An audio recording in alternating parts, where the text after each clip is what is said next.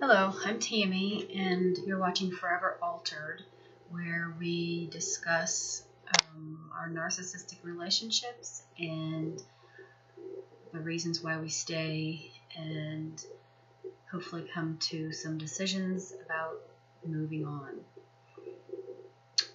Today, I want to talk about how a narcissist judges you on two different scales. Well, they judge themselves on one scale and they judge you on another. And hopefully this won't be too long. I had a really bad couple of days with my narc, and it became apparent to me that the scale with which he uses to judge himself and his own behavior is vastly different from the one he uses to judge me and my behavior. So I wrote down a few things that seem to be key differences. Number one is that they want forgiveness for all things that they do, but they do not give you forgiveness or anyone else forgiveness for anything. My narc in particular has done some terrible things. He's said some absolutely despicable, unforgivable things to me and even to my children, my older children, who are not in the house. He's had one anger or rage session at two of my daughters, different times, one for each of them. And that was all it took, and he's never spoken to them again. And he never has a good thing to say about them, but the way he talks about the situation, he always twists it around to where they were terrible and he was just trying to help, and they broke his heart the way they handled the situation, etc., etc. He will not forgive. He will not forgive anything, even though they really didn't do anything that was so wrong. They were defending themselves against his mouth. And he always wants forgiveness for what he does, even because he can go about 6 weeks tops without blowing his stack and calling people names and screaming.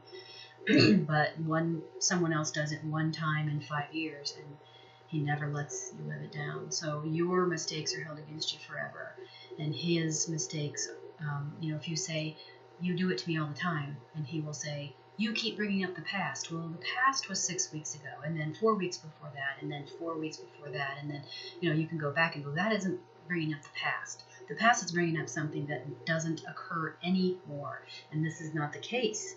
This is something that occurs about every month or month and a half. It used to be more frequent, but basically I've gray rock him, so he now says I ignore him, which I do. I pretty much ignore him. And I live my life in the same house in a lot of ways, just crossing paths when necessary, until such time that he is out. Anyway, number two, they want huge credit for everything that they do, and yet they give you no credit for what you do. And I could cite many examples, but if your narc paints the fence, you better make a big deal about how beautiful the fence looks. Or if they, decorate a room, or whatever it is that they do, you better make a big deal out of it. But you, on the other hand, can, be Wonder Woman or Superman, going through and managing the household and paying the bills and making sure the dishes are done and that everybody has underwear to wear the next day, and clean the car, get the groceries, go to college, graduate, get a promotion at work, anything and everything you can do, and you will not give credit. You will not be acknowledged for your accomplishments, but you better acknowledge them. And repeatedly. Just doing it once isn't going to be enough. You need to repeatedly say it, like it's a mantra, for a while. Number three is they want massive attention and praise, and that's a big one. It may not be so obvious how they want it. My narc in particular doesn't really behave like he wants or expects attention until he's mad. And then when he's mad, he will say, you ignore me, you ignore the shit out of me, is what he says. But the funny thing is they want that massive attention and praise, but they will not give it to you. They won't give it to you. They will point out that you aren't giving it to them. But you can ask them kindly for something, like a hug or something. I want you to do this. And most likely it is not going to happen, especially once you ask, because then they know it's something that would make you happy. So they want massive attention and praise for what they do, but they're not going to give it to you. Number 4 is they make excuses for their behavior, excuses and allowances for their behavior. There's always a reason why they got mad. There's always a reason why, mine is notorious for when his back is up against the wall and I'm, and maybe my daughter's not there, so I'm more free to talk, and I'm like drilling him back, and he realizes that, he's talking himself into a corner. Suddenly he is sick. Suddenly he can't breathe. Suddenly he's got a pounding headache, or his heart is beating funny, or, something in order to get me to step back. So there's always an excuse for the reason that he acts the way he does, and if you try to hold him to the fire, to make him accountable for it, he's going to figure a way out, just like a rabbit out of the hole. But you are not allowed to make an excuse for your behavior. You can come home from work and have a really hard day, or just be tired, or the situation I have a lot is I work a lot. I have a couple of jobs, and I own a business, and I teach, and I do a lot of things, so I'm always busy. So I go to my business, and I come home, and then I get online, and I grade homework, and then I clock in for my other job. And I mean, there are many things I'm doing, and I do a little here and a little there, but my day doesn't end at 5 when I get home. My day for that one particular part of it may end, but as a business owner, I could get called out as a retail shop. You can get called out at any time. So my days are long, and yes, I have all kinds of freedom. I can run to get groceries in the middle of the day. That's true, but I still have a huge amount of responsibility over my head, and I have the responsibility to be available to a vast amount of people, at a moment's notice because of it. So, but I don't get allowances for that. I don't get, I'm never available for them, is what he tells me. I never want to play with our daughter, all these things, when I believe that children need to know that their parents work, and I'm a very hands-on parent, and even at 51, having a almost 4-year-old now, which is a big step backwards and a big shock as far as, longevity goes and health and all that, I can keep up with her pretty darn good, and I do. And I play with her, and I read her stories and whatnot, but he will throw in my face saying that I'm never available to her because I work and because I have those responsibilities. So he can make excuses and allowance for his behavior, but the things that I have to do in my life, there's never any slack cut for me. And then again, I don't get credit for it. Back to that one. I don't get credit for, you're a hard worker. You really are a good provider. I'm the provider in the house. So, but I get no allowances or excuses for the fact that it keeps me very busy. They want exceptions to be made. They want you to make exceptions for them. Like, my narc is very notorious for having a very strange sleep pattern. He's up all night and he sleeps all day, and then he's always trying to regulate his sleep, and he never accomplishes it. And he'll sometimes, get only 5 hours of sleep, and then he'll go the next couple of nights, he'll get, 10 or 12 hours. And it's a very odd, very random, makes no sense. And then he will use the excuse when he blows up and rages at me that he's tired or he's sick. I'm tired or I'm sick, and that's the reason why I called you all those names. That's why.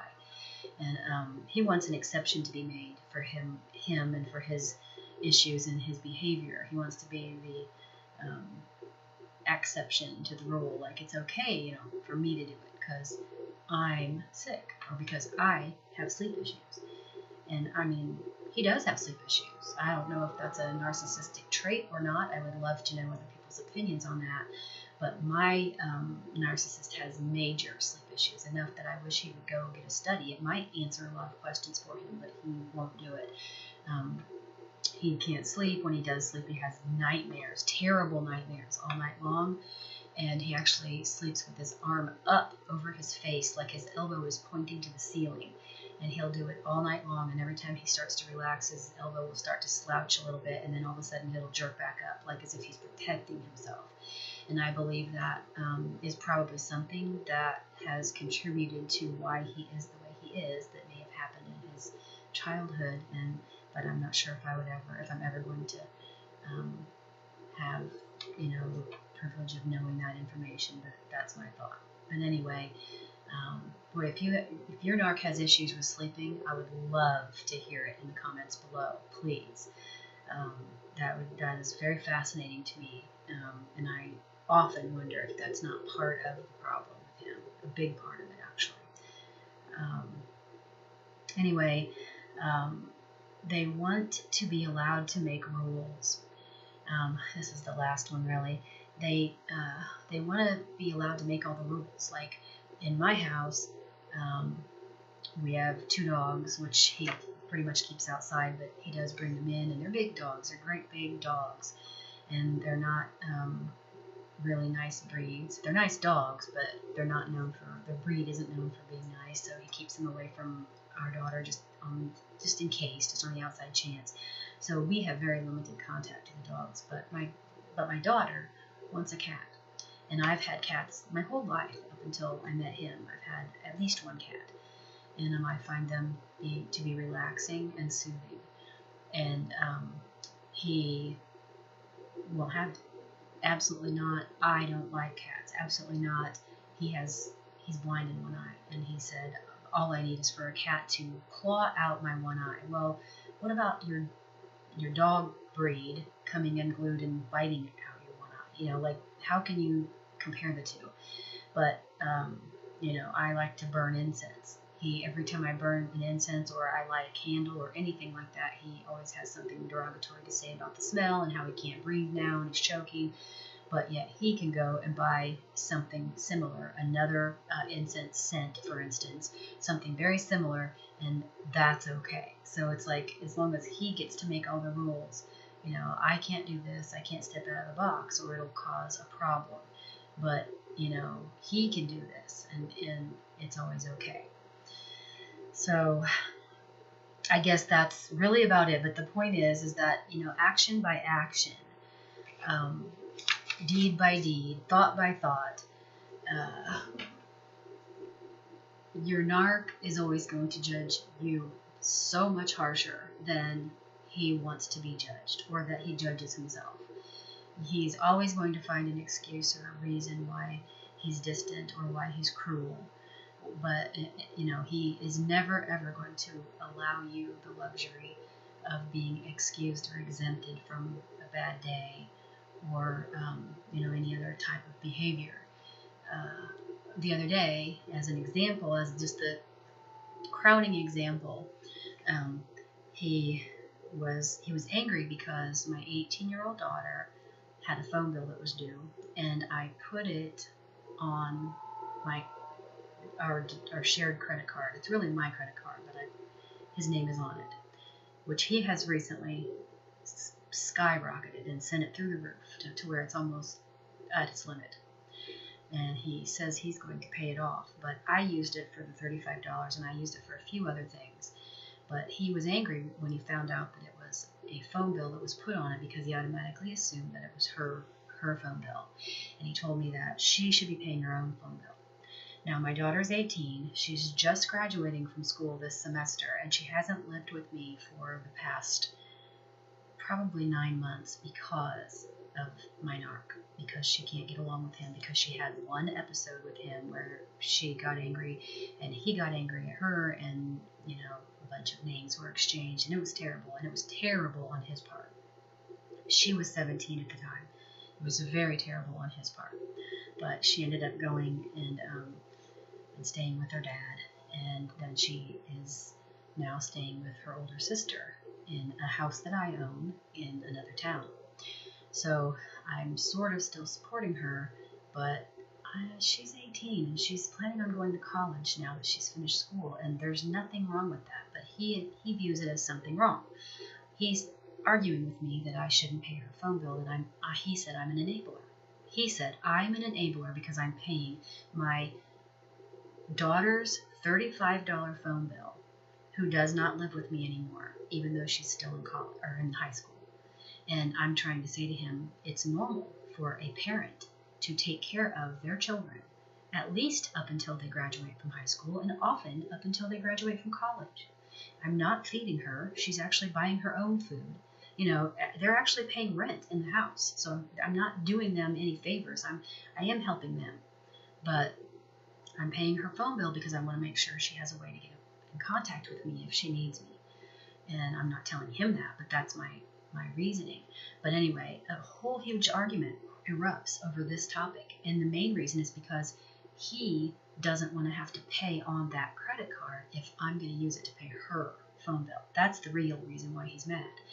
But before it was over, when I tried to challenge him and say, you know, lots of parents take care of their children until they are out of high school, and he said, you know, call me a motherfucker and all this stuff, and what does that have to do with anything? There's 12-year-olds in college, and I'm like, where are you going with this? What in hell are you talking about? And it just kept getting, you know, farther and farther until he finally just erupted at me and started screaming at me and calling me white trash whore, get out of, you know, I actually said get out of my face to him because he got up out of the chair, and he's 6'5", 300 pounds. He's a big guy. He's 100 pounds heavier than me, and 9 or 10 inches taller than me. He's big. And he gets up and he's in my face and he is screaming at me and said, I started the fight. It was my fault. You are purposefully trying to start fights. And he's calling me, his favorite thing is white trash whore because he is mixed. And so he just downs white people like crazy, even though he's half white. But, you know, that's his favorite put down. So he just is screaming and screaming at me. And he started I got up and I started to get myself ready and my daughter ready, who was there witnessing it, to go to a retirement party for my mom. And he attempted to not let me take her, and I said, no, she's going. And so I'm getting her dressed. And then I could hear him, and he was saying how he's done so much for the house. Like, in other words, I'm supposed to be okay with him calling me names because he, you know, painted the bedroom. I mean, literally, because he bought some pictures to hang on the wall. Like, you know, he doesn't help with any of the actual bills. He doesn't buy groceries. He doesn't buy food. He doesn't buy, you know, any of that stuff. But he has this obsession with shopping, and so he's always trying to buy things to decorate.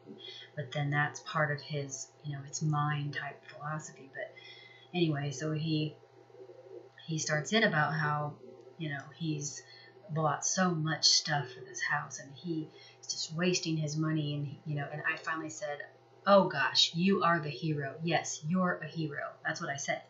And of all the insults he had been calling me, he probably called me, I don't know, 30 to 40 names, and I say you're the hero to him, and he fixated on that. And then later that night he onslaughted me with text messages about how he was so hurt and I had to take it there. It was my fault. It was all my fault. And I had to take it there, and he was so hurt because I said the hero and how cruel that was. And I'm like, oh my gosh.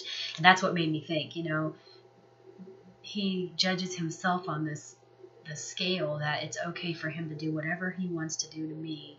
And I'm supposed to be forgiving, and I'm supposed to be superhuman or non-human, I don't know which, and put up with it and not be hurt, you know, have my suit of armor on so that everything he says just ping, ping, bounces right off me, which technically it does. I literally am to the point where I don't care about his opinion of me anymore. I'm grown to that point, I will say. Has definitely made me have a tough skin, but you would think someone that would talk like that would have his own tough skin, and whew, he does not. So I've had a few times in the past where I've tried to actually call him a name on purpose to, thinking that I could teach him a lesson, like, here you go, how does it feel? And like one time I called him bald because he's balding on top and he shaves his head to try to make it look, he's really big about the not wanting the 5 o'clock shadow on the sides to show and all this, vein stuff so that it just looks like his whole head is bald and there's not this big bald patch on top. And to me, I could care less. I mean, I like bald men. I think they look attractive. But I knew it was a weak point for him, and I was reducing myself to one of his tactics just to see if he would understand how much it hurt, and maybe he would, step back and go, oh my gosh, that does hurt. But instead, like, he never acknowledges all the stuff he says to me and about me, but all of a sudden he's crushed that I called him bald. And that was probably, I don't know, I'd say at least 4 years ago, and he still brings that one name up. Now, from the time I met him until now, I would venture to say he has probably called me close to 10,000 names, literally. I mean, literally. One time I drew a picture of a little stick person in the middle of a page about an inch tall, and I went through the text, and he had been angry for the past few days, texting me all these names he was calling me, and every name that I saw on the text I wrote down on the paper, and by the time I was done, the entire paper was full, and you could barely see the little stick figure in the middle, and I showed it to him, and it's disappeared. So I don't know where it went, but that one name, bald, you're bald, and you're the hero, had these huge impacts on him. So anyway, but that's it. Don't let them judge you unfairly. Don't let what they say be taken to heart, because you are better than that. You are better than that. They are manipulating you. Most of what they say is not true. And I would venture to say that if there is something they say that's true, it's probably a much more inflated version of truth than what is your reality, and you're probably aware of it anyway if you have a shortcoming. And if you're a normal person, a normal empathetic person, you're working on it anyway. So you work on you where you know you have an actual problem, and don't just go by what the narc says, because chances are it's not real. You're fat, you're ugly, you're stupid, nobody wants to look at you. Mine has a big problem with leggings, like a huge problem with wearing leggings. And he's constantly telling me I look terrible in leggings. And I've constantly said, I don't care what you think. They're comfortable. I like leggings and a long shirt in the winter. It covers me, and it's way more comfortable than jeans. And why he has such a problem with it, I don't know. But he said some pretty cruel things about how I look in them, and I just don't care. I don't care. So keep your head up. Let their insults bounce off of you, and plan your escape. Plan your escape. Please subscribe to my channel, and I would love to have some advice on topics that you might want to hear about, and we could talk about and compare stories on. And if you have any stories that you would like to share regarding how they judge us and how they judge themselves so differently, please include it below, and I will be sure to respond and communicate with you. Thanks.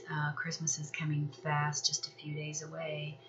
It's December 18th, 2017, so we've only got about a week left. I wish you all a blessed Christmas season, holiday season, and a wonderful new year. I will see you back next week.